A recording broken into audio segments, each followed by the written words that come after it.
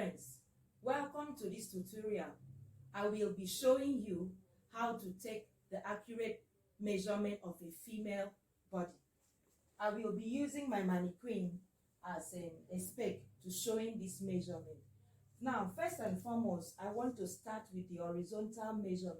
I will be showing you the primary measurement that you need when you are drafting your bodice block. Now, I usually begin the horizontal measurement from the shoulder. Now, this is how I measure my shoulder. The bone at the center part of the neck. So where you have this joining, the bone that usually sits here between connecting the shoulder and the arm is my contact that I measure to. So I measure from that neck up to that point, which gives me 7 inches here. And you know what you have on this side is what you have on this side. So as I have 7 inches, I will just add another 7 inches that will give me the full shoulder, 14 inches. Now, coming to the front, this is called the round shoulder measurement. The round shoulder measurement.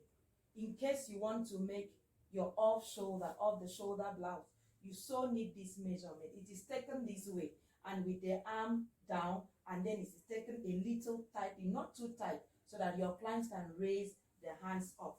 That is the round shoulder measurement. This is the round upper bust measurement. Upper bust. So this is the upper bust, this is the bust point, and that is the under bust. You see the way I am standing, I usually measure my client standing on the side, so that I don't stand directly in front of the client, so that I will not pour my breast on the client, and that is how to professionally take a measurement. So that is the round under bust measurement, the over bust circumference. So this is the bust circumference. Now the bust circumference is measured not tightly, not loosely, but just fitted, so that you get the accurate measurement. You see, if it were to be the human, if you take the bust tightly, you will be smashing the bust, and if you take it loosely, you will not have the correct measurement. So you need to just allow the tape to just go around the nipple. The fullest part of the bust gives you the bust circumference. Then we come to the under bust circumference. The under bust circumference is that point at the at your bust where that has the smallest circumference, usually where the bust is terminating. So now what you need to understand about the round under bust measurement is that it's a measurement that should be taken a little tightly, because it gives, when you take it not tightly, that remember the rib cage is about there, so you won't take it tightly so that your clients can breathe, but it would be loose. No, it just has to be a little tight. So okay, now coming to the waist measurement, we have about 3 kinds of waist for the female body. You have the upper waist, you have the natural waist, and you have the low waist. Now the upper waist is somewhere here, just about a few inches below your under bust point, because when we are wearing like high waist skirts, it is at this point that we wear the upper waist. Then here where you have the slimmest part of the where you have the curve deeply seated, which form the slimmest part in the upper body, you find out that is where the natural waist is, usually around the navel. So this is another measurement that should be taken just okay, except if you're making some special occasion dresses where you need to take it a little tightly. So this area where the short sits is the lower waist. The lower waist is usually where the stomach circumference is also measured. For clients who have a fuller stomach, you need to take this measurement so that it will guide you when you are drafting. And there are some people that the stomachs are bigger than the hips, so it is needful that you take it and use it when you are drafting. Now we come to the hip circumference. The hip circumference is where the fullest part of the body on the lower part of the human body. That where you have the fullest, the bulge, the fullest part of it, it has to. And then there's something I need to show you about the hip. When you are taking the hip, your tape has to go around the fullest part of the back this way. What I usually do is that I make my client stand behind a mirror. No, standing in front of a mirror so I can see my client's back. So I see the way the tape goes through the back for me to have the accurate measurement. Now I want to also make you to know that every horizontal measurement must be parallel to the floor. Parallel in the sense that if you're taking the bust measurement, for example, you're taking the bust measurement, parallel to the floor means it has to go this way across the back. Have you seen the way mine is going across the back? You know, it has to go this way across the back, straight, not to do something like this. It is slanting at the back and then the front is rightly seated. So that will be wrong. So the next thing that we are going to be talking about is the length measurement. The vertical measurement fixes the length of the point. Number one is the bust point. Usually the length is taken from the nape of the neck. This is the proper way to take it. If you take it like this, it is wrong. If you take it like this, it is wrong. So it is not supposed to be here. It's supposed to be at the nape of the neck. So you keep it at the nape of the neck and measure first and foremost the over bust point, which is where you have the bust attaching to the body. You know, the beginning point of the bust is the over bust point. Here where you have the fullest part here is the nipple point. And then you follow the bust. You see the way my tape is. I didn't do like this to measure. I had to make the tape go all the way. And I will feel the bra bone, where the bra ends is usually where you measure. No, when you feel the cup, you feel where it ends. That is where you measure as the underbust point. Now, the waist point is very important.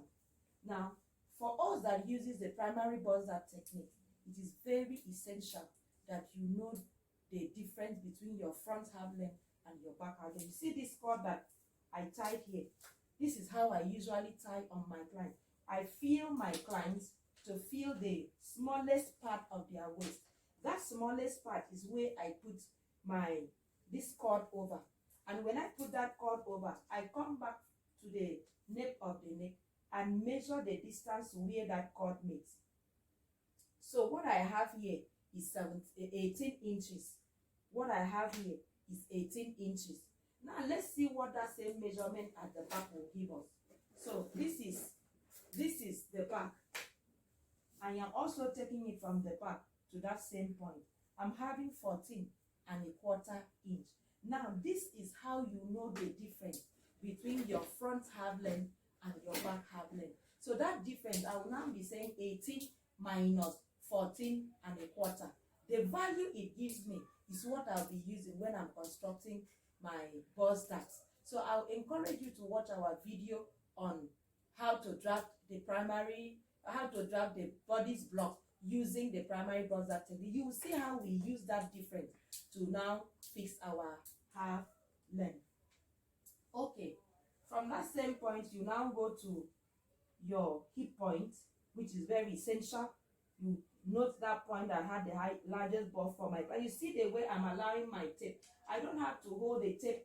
No, once I'm able to trace it and have it, I leave it so that I can have my measurements accurately. So that fixes it at 26. I come to my upper knee. Upper knee is very essential when you're taking measurement because it helps a lot when you're walking on the skate. So the upper knee I'll be walking with, this is where the knee point is, which is 42 inches. The upper knee is just about 3 inches above the upper knee, which for me here is 40. Then you can go down to the calf where it fixes the 3/4 length. Then you can go down to the ankle where it fixes the full length, and then you can now go down to the floor depending on what you want. Now let's come to the arm measurements. Now you see the arm where you have, there is a technique that I usually use to measure to a formula that I use to get my armhole. So I usually don't measure armhole.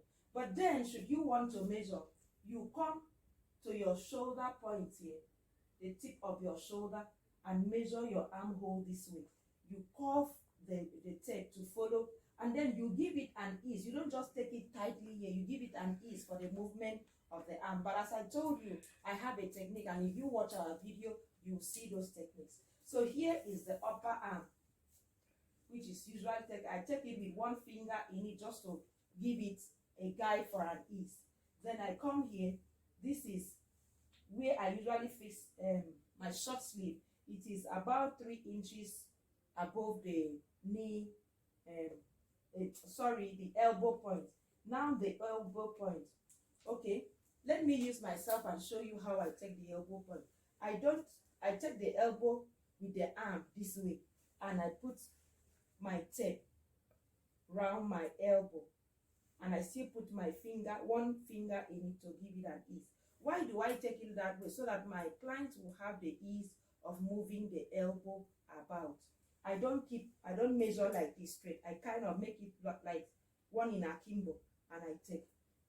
Okay, so you can now take your wrist circumference. Now, also, let me explain something concerning the wrist. Sometimes I measure the fist and use it as my wrist. Why do I do that?